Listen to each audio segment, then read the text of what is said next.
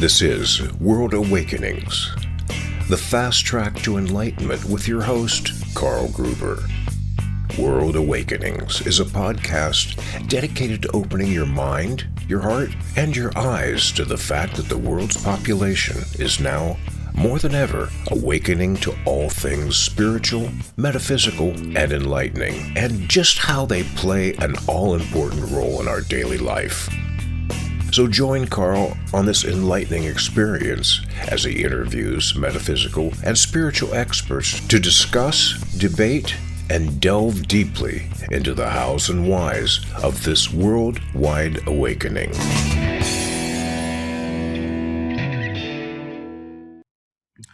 Hey, congratulations for joining us here on episode number 160 of this show, World Awakenings, a fast track to enlightenment. I'm your show host, Carl Gruber. A huge thank you to each and every one of you who have chosen to listen to and watch this show.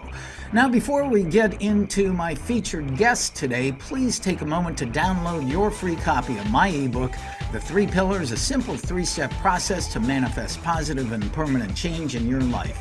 A book that will help you to build a rock-solid personal foundation so you can live the life you love and love the life you live. So just click the link below in the show notes. So, today's guest is someone I'm sure many of you already know, Brandon Beachum.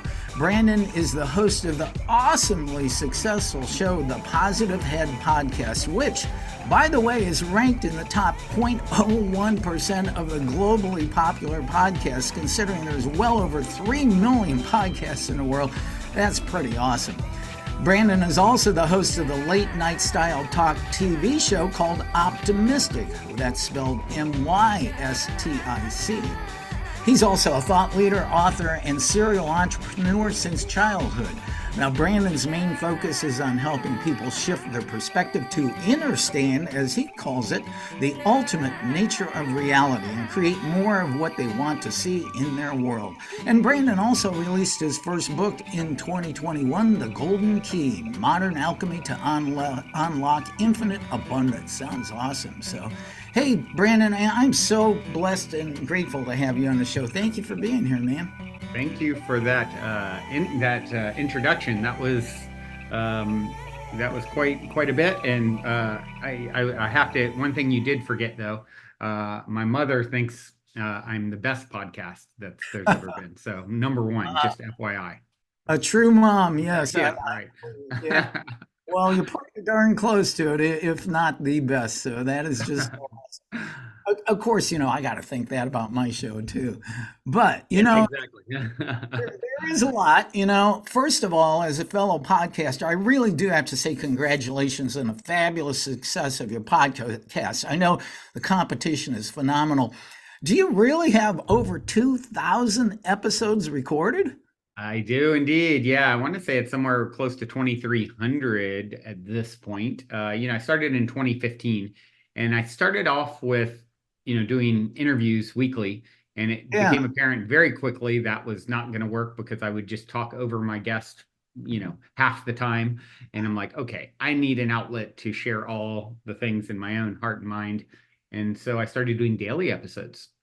Wow. And at first I had a friend, Dalian, help and kind of, be there as a co-host to bounce things off of. And then he ultimately departed after a year or so. And then I started just doing solo episodes. And that was a really rewarding experience. And just, kind of freestyling whatever wants to come up. Very stream of consciousness sort of thing. And I did that for many, many years. And then when you mentioned Optimistic, the late night style show, when I started producing that, which was, a full, live audience and 3 cameras and, it's a full show. I asked my dear friend, Dr. Erica Middlemiss, to start doing 2 of those days. Hey, let's give them some female perspective and, free up some of my time to focus on this other project. And that's when I went to 3 out of 5. And then just a month or so ago, a couple months ago, we decided, you know what? We've been doing 5 episodes a week for a very long time. For now, I feel like I've gotten a lot out to my audience that I want to get out personally, in that way, 5 times a week or, collectively. And so I've now scaled back to doing 1 soul share interview a week at this point, and we'll see what the future holds. So that's the evolution of the Positive Ed podcast for you right there. Yeah, I can't blame you. You know, I do approximately one show a week, and so daily, that's a lot of logistics, a lot of lining up of guests and everything. I don't think people have a clue on what's behind the scenes and just production. And the TV show Optimistic looks very cool. And where does that air? Is that on Roku or Yeah, we just put it out independently ourselves on YouTube initially, and it kind of, I filmed 17 of those episodes in the months leading up to COVID, and then COVID kind of threw a little bit of a wrench in because we were doing live audiences and there were retreat guests that were a part of the show and that sort of thing. So it ended up, just kind of, COVID got hit with the COVID asteroid and haven't gotten back to doing, Optimistic. And even some of the episodes we haven't even released just from bandwidth, it's just still sitting on a hard drive, need to be edited and put out and things like that. So, but yeah, we just self-release them. Well, I think it's very cool, very, very professional. And you filmed those in LA? Yeah, yeah. Me and my partner run a co-living and event space called the Mystic Manor in Venice Beach area, and there's a whole studio in the on the property where we. Wow, that is just awesome. So, okay, Brandon, before we dive deep into everything you do, let's find out about the young Brandon. Was there something in your young life that made you curious about the universe and metaphysics and spirituality and what makes it work? Yeah, great question. I was raised very conservative Christian sort of upbringing. I grew up in Virginia and, church 3 times a week and it very, like I said, a very conservative sort of denomination, I guess you would say. That was what I was exposed. And then I went to a Christian college. Mm. And I ended up ultimately getting kicked out for being one of the quote unquote bad kids, AKA normal. It was very conservative and I had a good time while it lasted and, great people, friends for life and things like that. But, then, from there I moved to Nashville, Tennessee, first time living on my own and kind of living in the real world with, Hmm. and I met girl who claimed that she had psychic ability. And Mm. I was very intrigued by this. I'd never come across it. It wasn't they weren't teaching this in Sunday school. And so I'm like, wow, okay, claiming to have these abilities, and I'm seeing her demonstrate some things that support her claims that were a little jarring. And so it caused me to really open my mind to start, okay, I'm going to start exploring. So I started reading and researching and that just cracked me open. I can only think because it's my dharmic path to do the work that I do that, it was very quickly like, oh my God, books like Conversations with God, who had the pleasure of interviewing Neil Donald Walsh recently, the author of those books. And, that's a great example of some of the early text I read that I'm like, oh my gosh, of course it's structured in this way. And we're all one with the source consciousness that creates and animates all things. And everywhere I go, I'm there waiting for myself. There's only one of us in the room, and those kind of ideas, this philosophy and elegance to the universe, the simplicity and complexity simultaneously was like, wow, it just resonated with every cell in my being. And I can only think because it's my dharmic path to do the work that I've done that was the case. It was just kind of like a turn the light switch back on, and then I would just talk to anyone who would listen about this stuff. If you listen to episode 1 of Positive Head, it's like my poor friends and family's ears have been bleeding, for many years, and it's time for me to find a new outlet and audience to hear me wax poetic about the ultimate nature of reality. And so, yeah, the rest is sort of history. Once I started down the path, I just haven't looked back, and here we are. That's pretty phenomenal. Going to church 3 times a week, growing up a conservative Christian, all of a sudden you encounter a psychic who just blew your mind and your heart open, and your dharmic path, as you call it. I'm sure you're correct because it's said that there really are no coincidences or accidents. It's all meant to be. Well, one of one of my good friends, I haven't seen him in a few years, and he reminded me when I just saw him recently when I would walk in the room, he'd always go, Mr. Synchronicity, because I've shared on the podcast a lot of synchronicities over the years, and I have some pretty profound ones, that are just like multi-layered, really dramatic. And so, it's kind of become a thing that a lot of people know me for, because yeah, I think I bring the childlike wonder and excitement one of the few Bible verses I will ever reference at this point in my journey is, unless you become like a child, you can't enter the kingdom of heaven.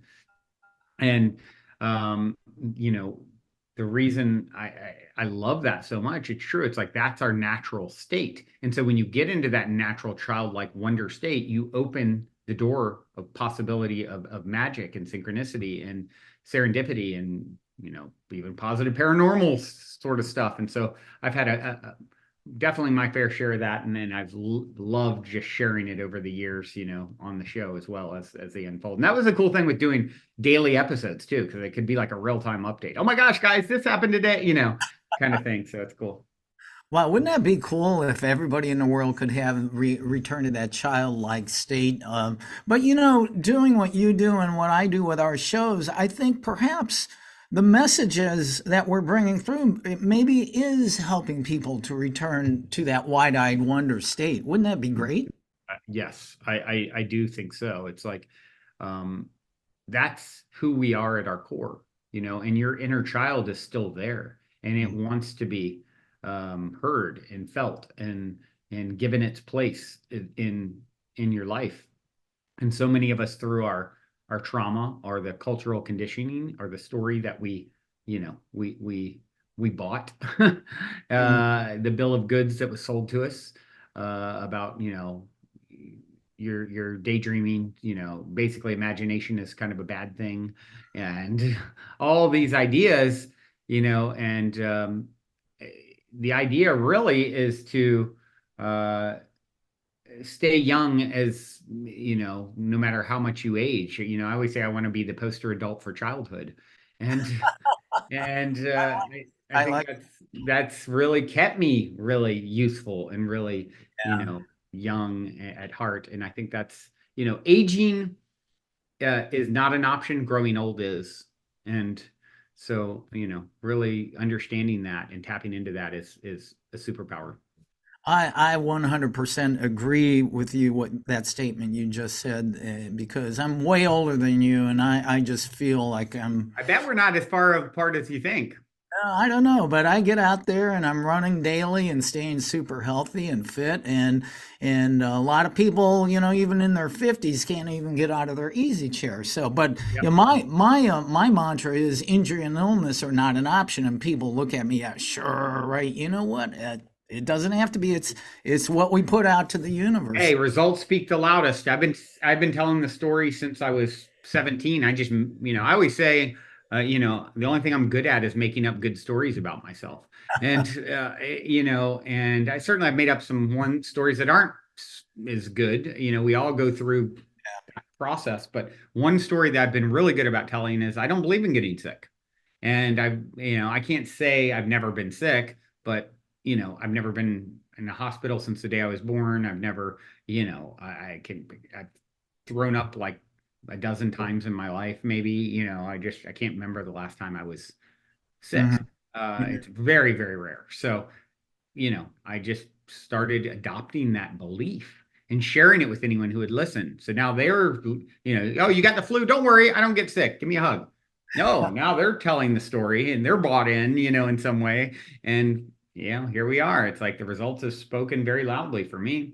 I am of the same mindset as you and what you just stated, and the power of our minds is far greater than anybody even conceives. Because you mentioned earlier, the world is bought hook, line, and sinker into, well, this is the way life is supposed to be, and it's all really BS. It's a smoke screens and illusions. That's right. Yeah, you're in a holographic reality that you are the lead actor, director, star of your own private universe. That's what I talk about in my book, your YOU universe.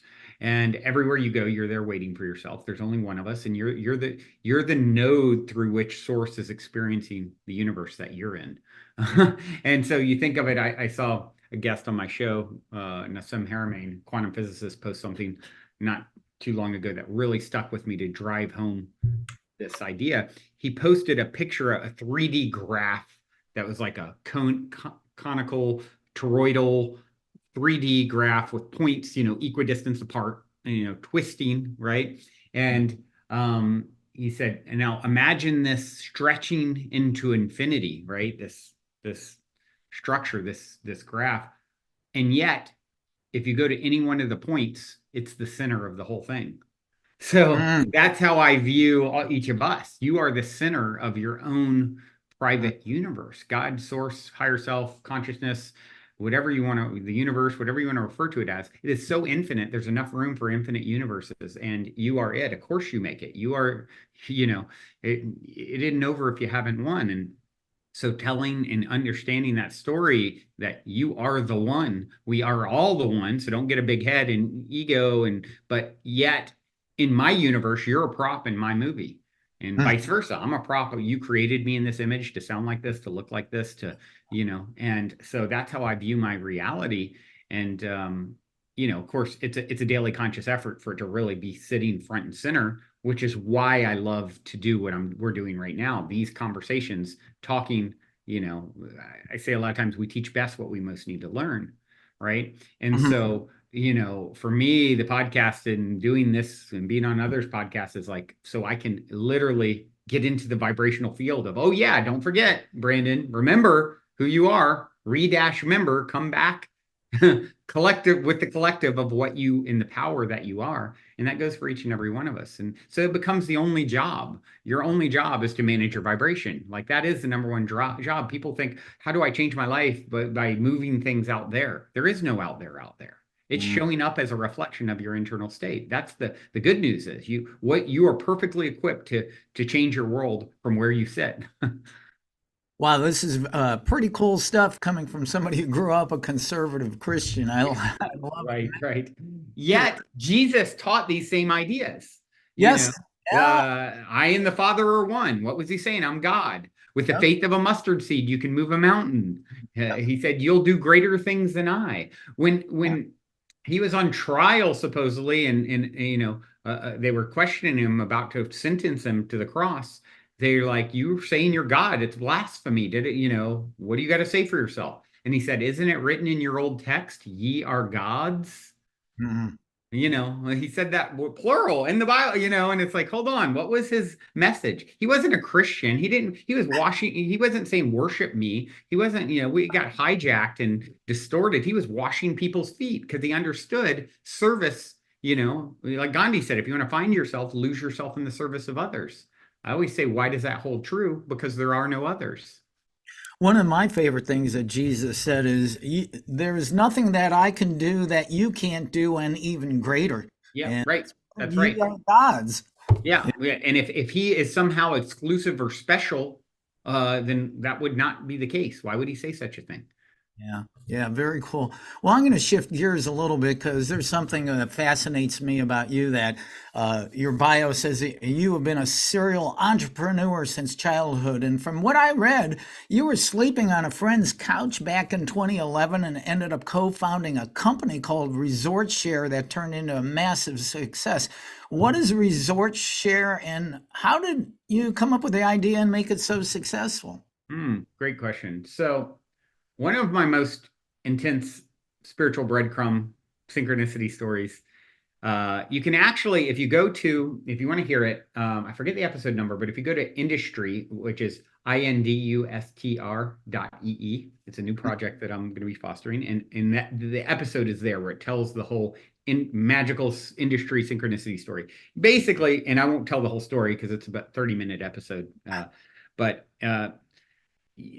someone who claimed to be a time traveler and kind of blew my mind and shared details of this project, this online music distribution platform that I would create, and had a plan at this moment to create. And someone's telling me about it who could never know, and was my experience. And so I went on to create the platform, Inspired. So, and it was yeah, in 2009, I think, and it was kind of like MySpace at the time meets Spotify before Spotify. I had my own token called Blooms, before cryptocurrency, and it was this platform of thousands of artists and sharing and networking, and then I hit financial issue with it. I hit some personal tragedy in my family, as well as financial challenge. And I said, gosh, I need the money to do this right. This is too hard to have a whole social network, and I haven't raised any significant money. I don't know how I got it to where I did, to be honest, with what I had. And so I was like, I need to find a way. I'm going to put this on ice for a moment and focus on it and just getting more resources. And that's when the idea, sort of the breadcrumbs, led me to Resort Share. And I launched this idea, and it grew from me to 100 plus people, and Inc. fastest growing private company in the US. And it was like a rocket ship and having a tiger by the tail. And that in of itself is its own hero's journey story. I break down in the Golden Key, my book, which I'm happy to gift to the audience too, by the way. Um, but uh, but yeah, so I went down that rabbit hole and took that journey, and here we are, full circle. Where now I'm looking at planning to bring industry back, in version 2, like the redemption, breathing life back into it, and I've even had some cool synchronicity about that in the last few days. So yeah, so that's kind of how it all happened. I was trying to manifest the money to do industry right, and it led me to a very long journey of, not real, I had so much on my plate, I didn't get back to, I still haven't gotten back to it, but I'm just making plans to, as we speak now, all these years later.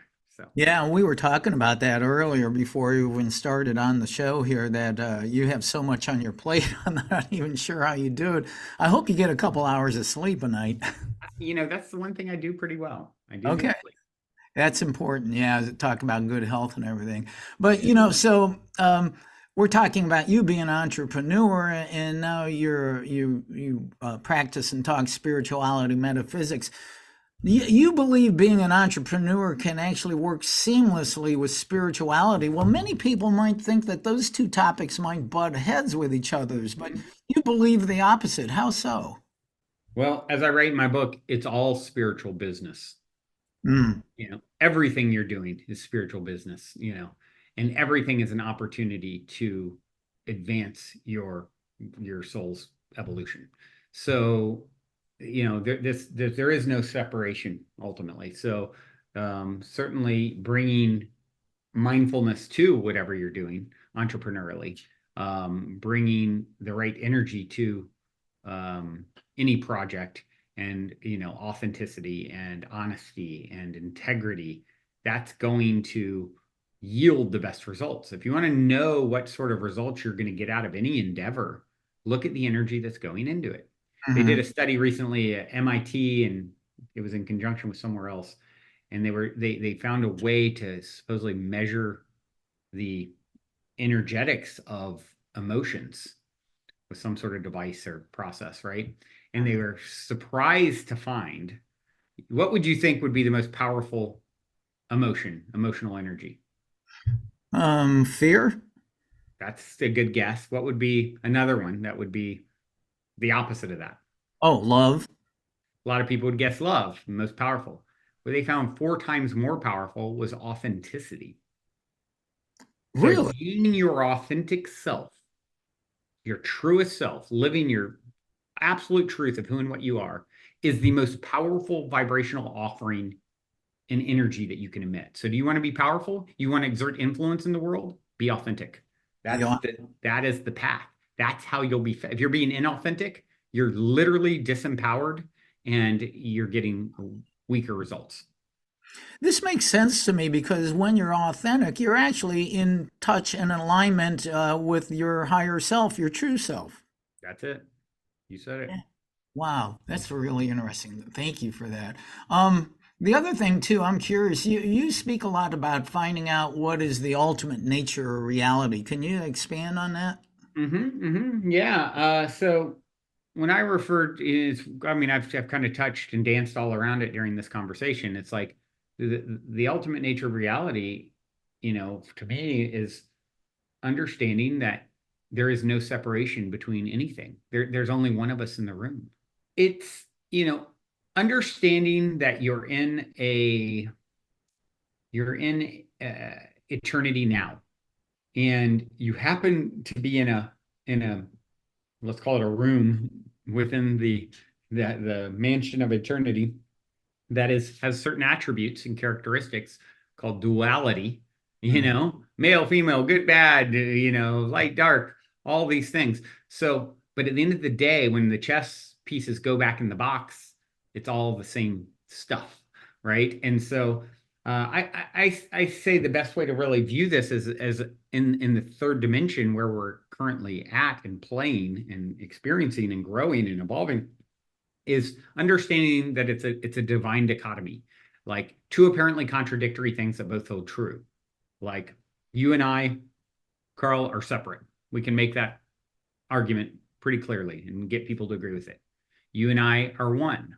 That also holds true from, at some level, at the deepest level, the consciousness that animates my form is the consciousness that animates your form, and the separation between us is illusory in nature. So this is how source, God, higher self, the universe experiences itself, herself, themselves throughout eternity. So that's the ultimate nature of reality to me, is like everywhere I go, I'm there waiting for myself. There's only one of us. It's all source.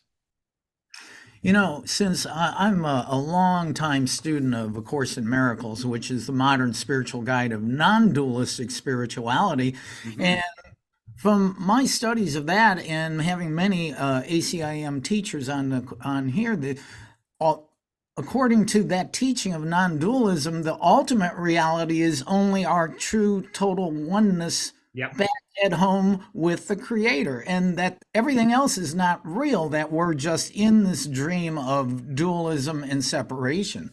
Right, exactly. So it's like there's relative truths, right? You and I are separate, you and I are one. That's the ultimate truth. You and I are one, the deepest layer of it. And yet we can experience separation. And that's a gift that gives us, it's this game of cat and mouse that source plays with itself. Forget so that it can remember, So you can't know that which you are unless you know that which you are not.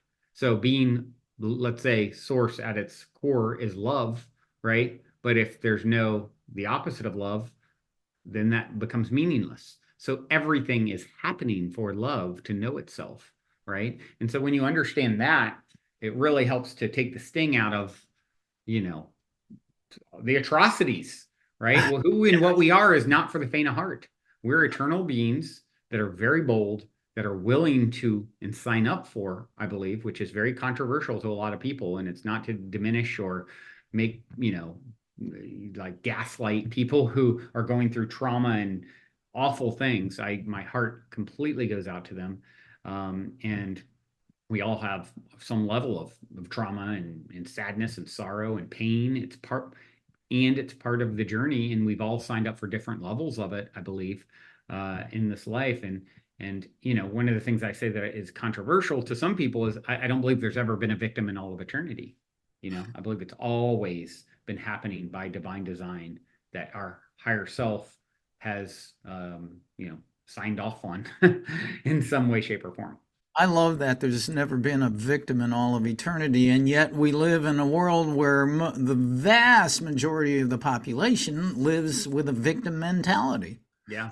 They're in that 3D dualistic world. But, speaking to that, it is hard for people to grasp onto these concepts that this world is not real and the chaos they see. And I love how you put that. That doesn't mean to demean the trauma and things we see. But one of the greatest teachers of A Course in Miracles, Gary Renard, has been on my show 3 times. And he points out, it doesn't mean that if you follow this non-dualistic approach of the only reality is back home with source as the child of the creator, doesn't mean you can't go through this 3D life with a with a serene smile, and you can be empathetic and everything, but it doesn't mean you have to accept it, and you can just understand the truth of all that is that we're home already in unconditional love. Yeah, right. Be in the world, not of the world, in a sense, and just seeing it for what it is more clearly helps to make it easier to navigate. Because if you're playing a game and you don't understand the nature of the game, it's hard to to enjoy it, right? If you understand, like, once you come to the understanding that it's all happening for you, not to you, Mm-hmm. it's a big shift, right? Why, whatever's arising, why is this happening for me? I don't necessarily, it's not what I would have chosen at my level of my human level of consciousness, but I also understand, I know just enough to know my human is playing checkers, my higher self is playing chess. It knows things and reasoning, so that I'll never comprehend. And it's not for me so much as to make all the ultimate decisions. I can put my energy into manifesting what I want to see based off my level of comprehension and understanding, but with a healthy sense of detachment that I may be way off. That could be the worst thing for me in my soul's evolution and growth. And that's all my soul really cares about is that. So, yeah, that healthy sense of detachment and moving through your life with, like, one of the keys in my book, The Golden Key, there's 8, is trust the mystery. And so, okay, I wouldn't have chosen this, maybe. I don't understand it, but I trust it.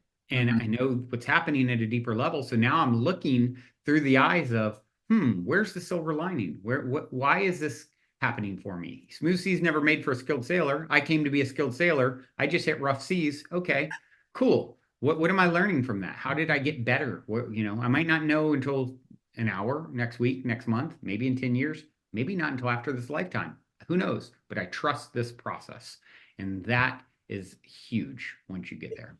Yeah, I really want to dive into your book, The Golden Key, in just a little bit here. But everything you've been saying recently, I've really been practicing and studying the Hawaiian spiritual practice Ho'oponopono, where you Mhm. say, I love you, I'm sorry, please forgive me, thank you. And the teaching is that you're responsible for everything you see. And it's exactly in line with what you've been talking about. Another thing too, I've had many guests on my show that say that mankind is on the cusp of ascension into the 5D. Now, I'm sure you've had guests like that too. What's your take on this? Yeah. Yeah, I do believe this is the case. I believe the veil is thinning. I think we've had a long run of separation. I think the way the source experiences itself is through separation and unification, separation, unification, separation, unification. And I think we can see that dance playing out in the cosmos, for example. What is the most accepted theory as to how the universe started? It started as this infinitesimally, dense beyond all comprehension speck that exploded outwards and is separating even as we speak, and at some point it will collapse back upon itself, as another theory. Mhm. The breathing in and out of God, separation, unification, separation, unification. So I think we're going through that dance, and we're always going through that dance. It's the dance, the eternal dance. And so where are we at in our journey this time around, in this particular reality, in this particular, school called Earth? Well, I think we're at a point in our evolution where it's time. The dinner bell has rung, and we're being called back home. Enough separation, enough war, enough where the masculine is dominated during more cycles of separation, and then the feminine energy becomes more powerful during cycles of unification. And I think the Mayans and people like this, kind of talked about these cycles, 13,000, 26,000 year cycles of, and I think that's what 2012 was all about, right? The ending of a big, huge cycle and the beginning of a new one. And it wasn't so much about the end of the world as some people talked about as the end of the old cycle and the beginning of a new enlightened awakened era, and we're very early in that, right? If it's a 13,000 or whatever year cycle, you're 10 years in. So not even, and so, or something like, yeah, actually a little more than 10 years. But yeah, so understanding how fresh you are in that process. And then it's like, okay, well, if something old is dying and it's, it might look messy, right? It's very messy looking for the caterpillar as it's going to become a butterfly. It literally turns into a goo and goes into a chrysalis. And all the pain and everything that the caterpillar precipitated, destroying, like as my mother would say, they destroy my geraniums with, abandon, no care, no, they just destroy and eat everything. And then at some point, imaginal cells start popping up within them. And the caterpillar cells are like, invader, that doesn't belong here, kill it. And they do. Well, think about it. Jesus, pop up. Oh, invader, kill it. So, and the imaginal cell, kill it, right? Kill them, all the people and the philosophers and the great minds. Oh, hold on, more are popping up. And this is what happens in the caterpillar. Oh, hold on. A tipping point has come where the imaginal cells are working together and shift the tide within the caterpillar. And now the caterpillar and all the pain and destruction it precipitated melts into a goo. Everything goes inward into a chrysalis. The imaginal cells feed on that destructive caterpillar cell, and that's the fuel that gives it its wings to become the butterfly. Well, and you just touched on what I was going to ask about. You write about something called the COVID chrysalis. So Right. It's where I tell this story in, I was writing during COVID, and that's what I really reference, in the Golden Key is like, hey, we're going into a chrysalis, like we're going within. A lot is melting down. A lot of old systems are collapsing. The transparency is becoming more, luckily it's things are becoming more transparent, and we're seeing that we've had the wool pulled over our eyes. And even COVID, we now, years later, like, hold on, was this fabricated? Hold on, what happened to, all the vaccine stuff? And there's just a lot of funny business, and that's a part of the old system, and that's all going to get more and more exposed, I believe. And you're going to see, a lot of things falling. And I think people who aren't tuned in to this process that we're involved in, us becoming our society, becoming the butterfly it's destined to become, are going to look at it and say, oh my gosh, this is all so bad. When really it's all happening for us, not to us.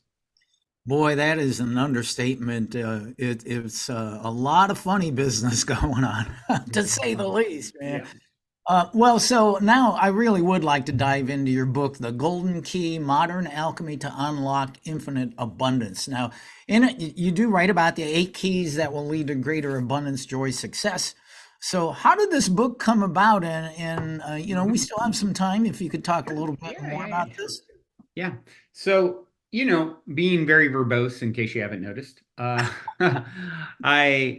2000 plus podcasts, and, I thought to myself, I would love to, first off, there's some synchronicity, a dream around it. I have quite a bit come through the dream state, and then I look up the name idea that I have, and it was published on originally a version of called The Golden Key in the 1920s, on my birthday, and I have all the synchronicity on my birthday, and then some of the gamification of it was similar to my idea. And so, I followed those breadcrumbs, reached out to my friend who did the artwork, who's an incredible visionary artist named Vajra, and said, hey, had this dream and all the synchronicity leading me to write this book, and I want you to do the cover art. And I give him my whole pitch, and then he says, oh, well, and this is a story I share in the book as well. And he's like, well, that's, now that you're done pitching me on doing the cover art to your book, let me tell you about my dream. But my dream happened months ago, not last night or whatever, And I was at the Mystic Manor, the place that I,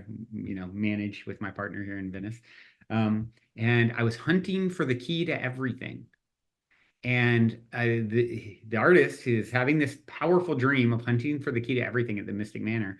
And he woke up so inspired by it, he started doing what he does best, painting and drawing an image that he's going to turn into a painting. So when I call him to say, will you do the cover art for the book? He says, well, I dreamed about the key to everything at your place months earlier, and I've already started on it. because I was so inspired. So will I do the cover art of your book? I started it a few months ago from the Wow. dream that tied into you. And so yeah, magic is real. And so so yeah, that's I can't remember how did I got off on a little bit of a tangent. What was the original question? Well, just about The how your book book. come about, and Yeah, you. right. That's it. So yeah, so I had dreamt about it, reached out to my friend about the art. He had dreamt about it. Wow. And for me, ultimately, oh, I know what I was going to say. The ultimate thing is, I'm very verbose. How do I, while I'm still here on this earth, I'd like to condense all my ideas into something that's condensed, short, 100 pages, just over 3 hours to listen to. And that was the idea. And then, let me put in this kind of gamified piece to it where people can share it and things like that. So I did that, and that was a fun, unique piece of it as well. And yeah, but really, I really wanted to just kind of condense all of my ideas on the ultimate nature of reality after 25 years of deep exploration of the subject into, hey, here's my distilled lens on, modern alchemy and unlocking infinite abundance. I was looking at your book, and I read a little bit of a sample on Amazon. I was wondering, had you ever heard of the 1912 book by Charles F. Hennell called The Master Key System? I was wondering if that was actually have a copy right here. Oh, The Master came out in 1912, and I know that this book, I think Napoleon Hill even referenced this book.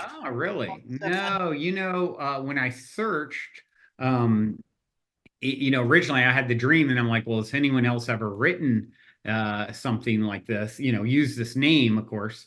And so when I looked it up, it was from like the 1920s, if I recall, by a guy named Emmett Fox. He wrote a bunch of and is well known, very short. Called the Golden Key, and it's like use this technique and see for yourself what kind of results it gets you, to manifest. And I'm like, wow, this is like similar, even the gamification and the way he was, just similar energy. And then I looked, when was it republished? Oh, it was republished on my birthday, which July 28th, which I have like crazy amount of synchronicity with. I also share in my book. So yeah, really wild. You are Mr. Synchronicity. I love that story with you and the artist. That is great. Yeah, it's a cool one, right? Yeah, a lot of that sort of thing. Well, another thing, you use the term inner standing instead of understanding. Why? Yeah, I'm such a nerd for play on words, hence the name like optimistic spelled with a Y. I love that sort of thing. And it to me makes more sense. Like when you really get something, it really, you feel it in your heart of hearts, in your Mhm. soul. That's like, it's a deep inner knowing. And it's almost like, I don't even necessarily need to give you evidence about, this is an understanding. This is a deep, profound knowing at a level that is, you know, beyond even surface level information. Yeah, that's cool. Yeah, it is fun to play with words and come up with your own unique things. Sometimes I have a lot of them myself that just mean something to me and my cat. Yeah, right. Exactly. It's just it's linguistics is a fun thing to play with. Yeah, and if any of my anybody heard me saying these words that only I use, they go, "Oh man, he's gone off to la la land there." But it's fun, like you said, that inner child, and I think that allows us to do something like that. Exactly. Another area of metaphysics and spirituality that I'm really curious about is channeling.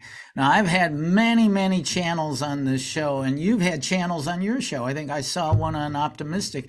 What's your take and understanding on channeling?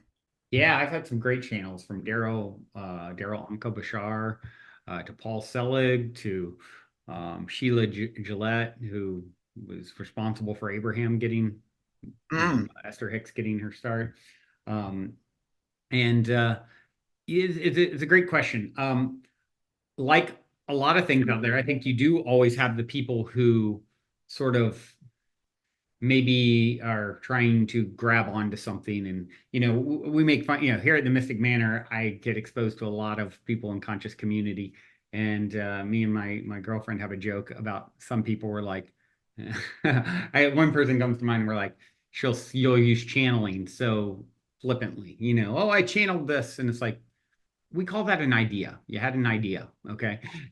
So there's those people who, want to like sort of run with it and make everything channeling. And then, there's people who I believe are really tapping into something beyond their human level consciousness. Now, I think that gets gray as well because, was it Mozart or Beethoven's like, I don't write anything. It comes through me. It's like, so, I think all art to some degree, there's some level of channeling in it. I think there's some level of channeling, even whether it's my higher self, but what is our higher self? Well, I think there's some level of collectiveness happening. If you talk to Teal Swan, who I've had on my show, she'll tell you we're composite souls. I'm 8% this in the past life. And, so a lot of people think that. I think there could very well be some truth to some of that.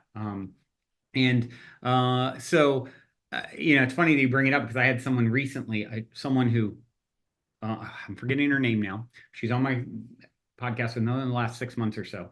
And she claimed to open up as a channel a few years ago, wasn't into any of this. And she's written like a dozen books in that time, like full blasted open channel. And she was like, Brandon, it's in your soul contract. Well, whatever is coming through her was like, you're going to begin channeling within a year or so.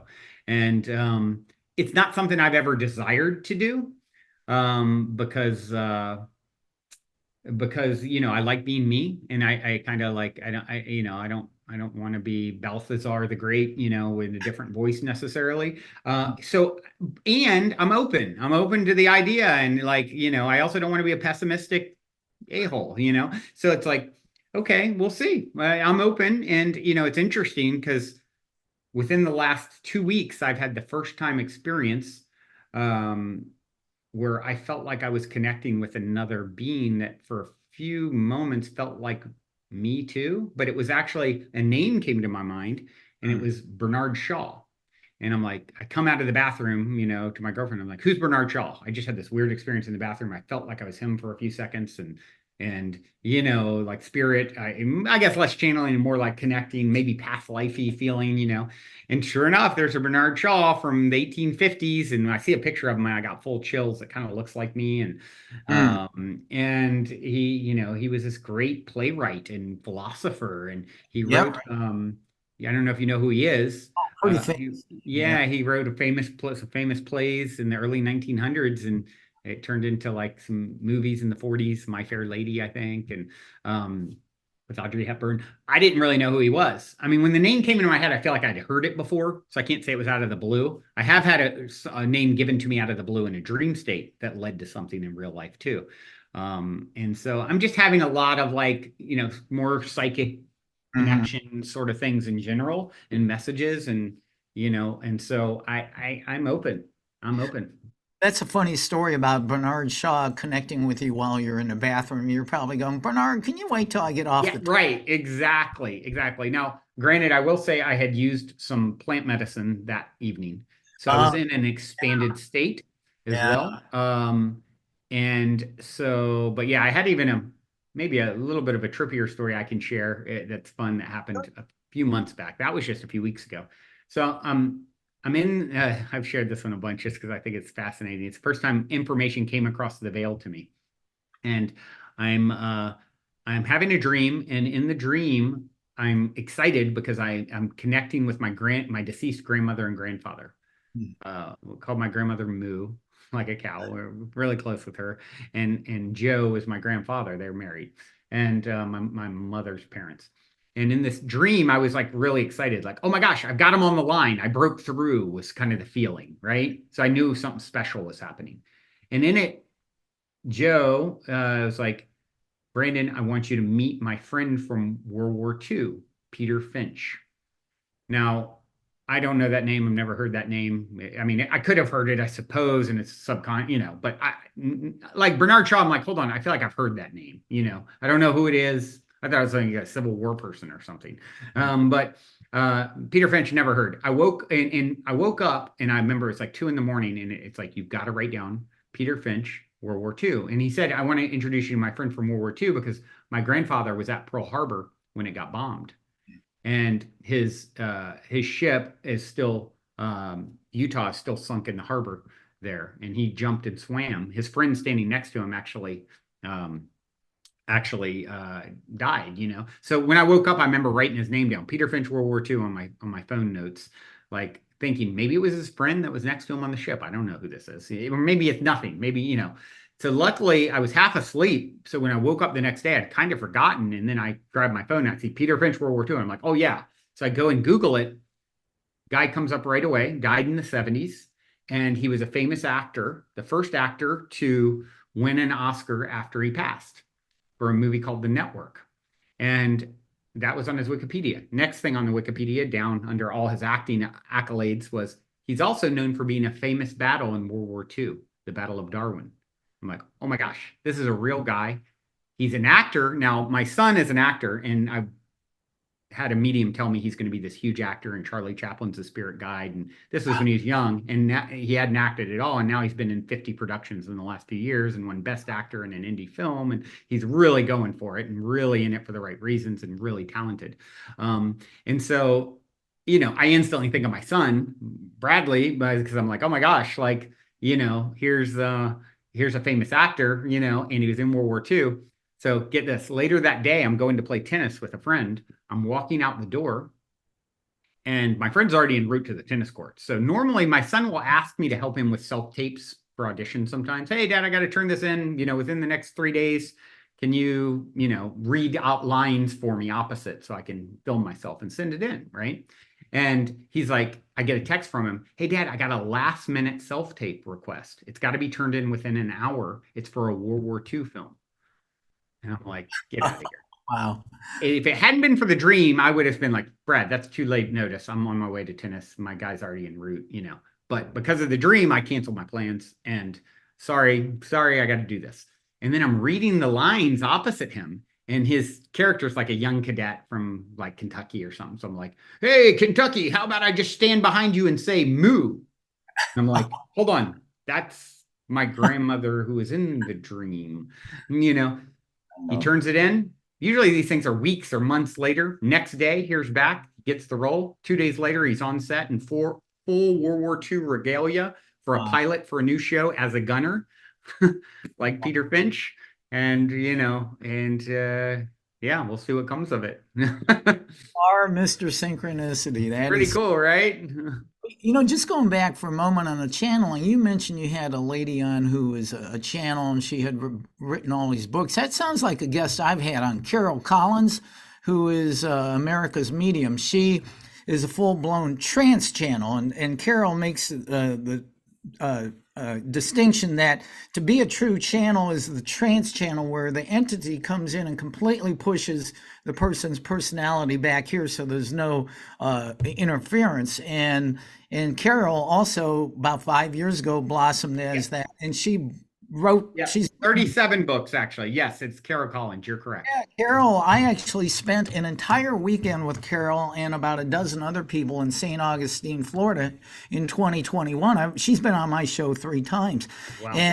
And it was really interesting, Brandon, in that there we are, 12 to 15 hours a day with Carol, and there was another trance channel there, but Carol was 95% of the entire time channeling. She wasn't Carol. And I'm walking down the street with Carol in St. Augustine, Florida, and say, Carol, do you know where our car is? Didn't we park over there? And go, you're not talking. This is Yeshua. You're talking to Yeshua. I go, okay, well, sorry. Wow. But she is amazing. She makes a very emphatic distinction that to be a true channel is a trance channel where there's no interference from the personality and beliefs of the human. Right. That makes sense. Yeah. I think as I reflect back, I think she said I needed to meditate at least 12 minutes a day. And here's the technique to utilize. And she said within 9 months I would start channeling. And I'm looking. Our episode came out on December 27th. So, Yeah, Carol is amazing. She was originally the Pittsburgh medium. Now she goes by the America's medium. Very Mm. real deal with her. So look her up too. Well, we've been talking to Brandon Beachum. I mean, this has just been a phenomenal conversation. We're both verbose. It's been a blast. So, Brandon, tell us how can Delightful. people find your podcast and your TV show? Yeah. Positive Head. You can find the podcast, anywhere you get your podcast, wherever you're hearing this. I'm sure we're there. Um, and then Optimistic, if you go to optimistic.tv, and also on YouTube, you can find it there. The book, I'm happy to gift to the people if Yeah, I saw that. Yeah. yeah. So if you go to goldenkey.gift, you can put in the code LOVE, LOVE, at checkout and get the audio and or ebook for free. And other than that, you can find me personally on like social media. If you search me, Optimistic is my name on Instagram. It's probably where I do the most. I'm not a huge social media person, but if you look up Optimistic, and Optimistic starts with a 0 with my username, so 0 PTIMYSTIC. Well, I will put that link for the Golden Key gift into the show notes so people can access it. Just click on it. And so just awesome stuff, Brandon. I wish you continued success. I'm so grateful again. I love what you do. I am so in alignment with you. And thank you again for being on World of Awakenings, my friend. Yeah, thank you for having me. It's been such a pleasure and an honor. And thank you for the work that you do.